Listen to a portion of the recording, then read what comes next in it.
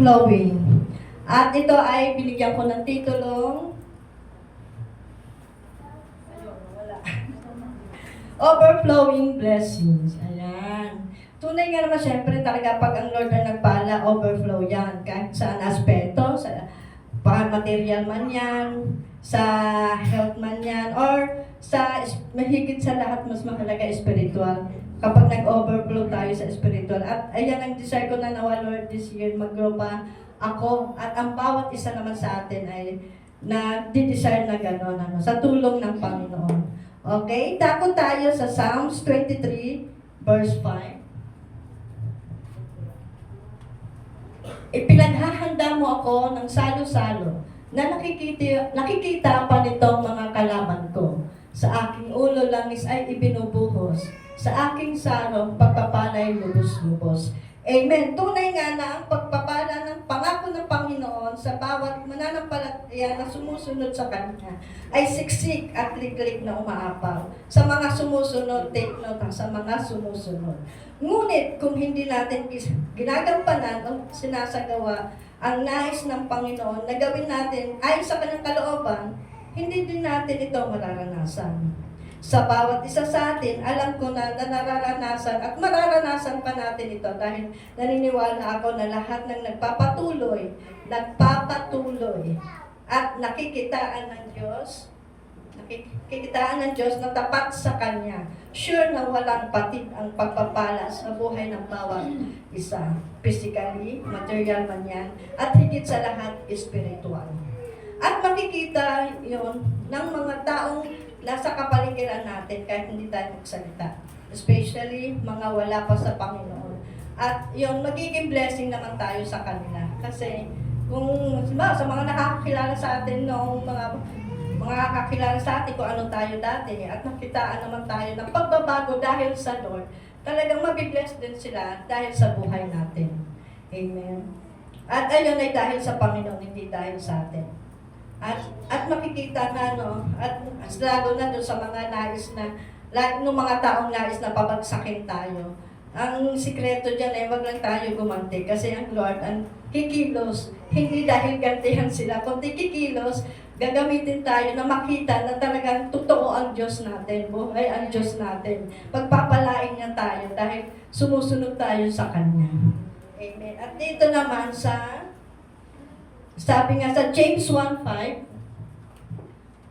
ngunit kung ang sino man sa inyo ay kulang sa karunungan, humingi siya sa Diyos at siya'y bibigyan. Sapagkat ang Diyos ay nagbibigay ng sagana at hindi nanunumbat. Amen. Sa pag-journey natin sa Panginoon, tunay na kailangan natin ng wisdom. So kung alam natin sa sarili natin, kulang tayo sa wisdom, ask tayo sa Lord. Huwag tayong mahiyang lumapit sa Kanya dahil ang Diyos ay sapat na magbigay at hindi siya nanunumbat sa gana ang Kanyang pagbibigay sa bawat isa sa atin once na makita niya na ang puso natin ay pure at totoong naglilingkod tayo sa Kanya, na talagang tapat tayo sa Kanya kahit ano pa man yung nararanasan natin sa buhay, nagtatapat tayo sa Kanya, hindi natin to nililihim. Lihim, although alam ng Lord kung ano nangyayari sa buhay natin, pero ang nais ng Lord, maging tapat tayo, sabihin natin sa Kanya kung ano yung mga nagawa natin pagkakamali, kung ano ang talagang nais natin sa buhay natin, gusto natin magbago. Hingi tayo ng wisdom sa Lord kung paano natin lalakaran na tayo'y maging tapat sa Kanya, mag-grow tayo spiritually, na ang lahat ng gagawin natin sa buhay natin ay paano lamang sa Kanya. Amen. At dito naman sa Luke 6:38, magbigay kayo at kayo'y bibigyan din. Hustong takal, siksik-liklik at umaapaw pa ang ibibigay sa inyo. Sapagkat ang panukat na ginagamit ninyo sa iba ay siya rin gagamitin panukat sa inyo. Amen. It is about giving, mga kapatid.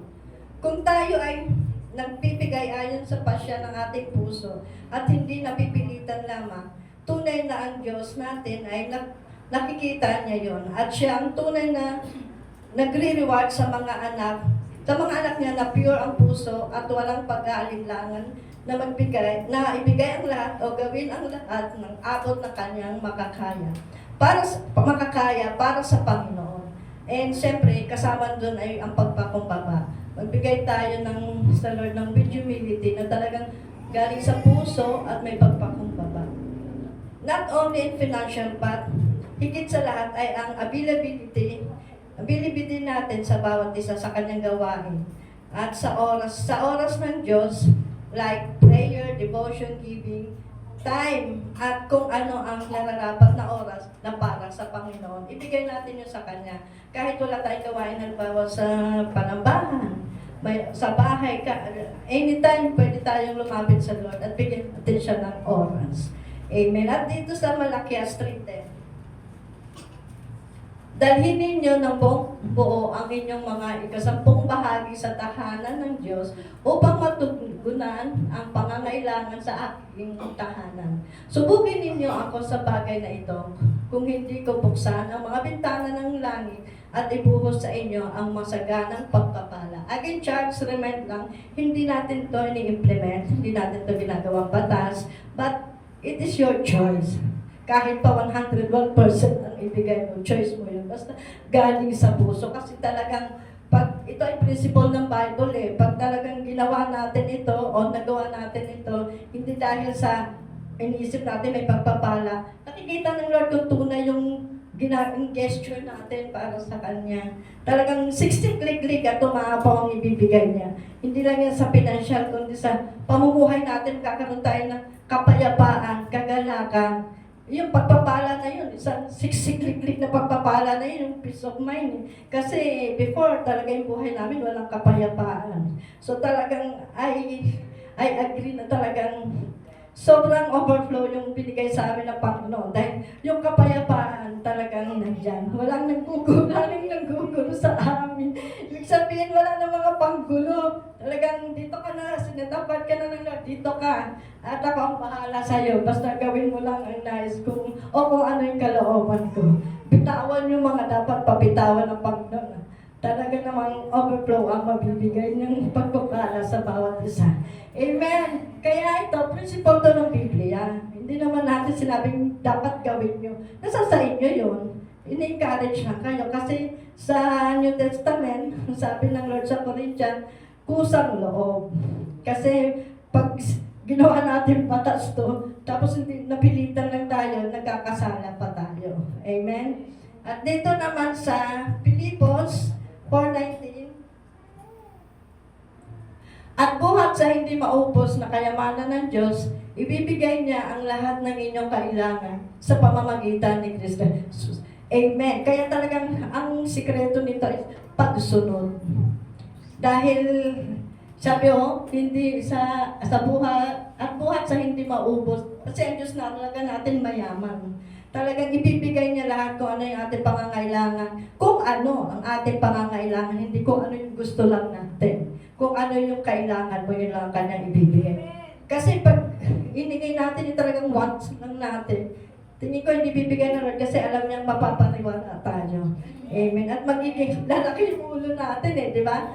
Yung parang, ito na, nakuha mo na lahat ng gusto ko, pero hindi mo naman talaga kailangan. Parang gusto mo lang ipagyabang sa iba. Pero ang sa kalooban ng Lord, yung tama lang. Baga araw-araw lang hindi ka nagkukulang. Amen po ba? At lastly, gusto ko mag-iwan sa inyo ng mga salita na mga bagay na dapat natin ginagawa araw-araw. First thing in the morning pa lang. 5 things you should tell yourself every day. Dapat lagi natin sinasabi ito sa ating sarili pag gising pa sa umaga. God is with me. God has a good plan for me. This is a positive things na dapat natin laging sinasabi. God will guide my steps. God gives me comfort. God carries my burden. Yan lamang po. Dapat lagi natin ito sinasabit kada umaga pa lang. Kasi sa umaga pa lang, pag binanggit natin lahat ng yan, positibo na tayo. At ang buong araw natin magiging smooth at safe ang bawat pamilya. Yun lamang po. At salamat sa Lord talaga sa overflowing pagpapala sa bawat isa, sa pamilya ko, sa church, sa DOCGM, at lahat. Naniniwala ako, mas lalo pang pagpapalain na lang ko lahat tayo ngayon ay aang at mag-grow sa pananampalataya. Amen. To God be all the glory.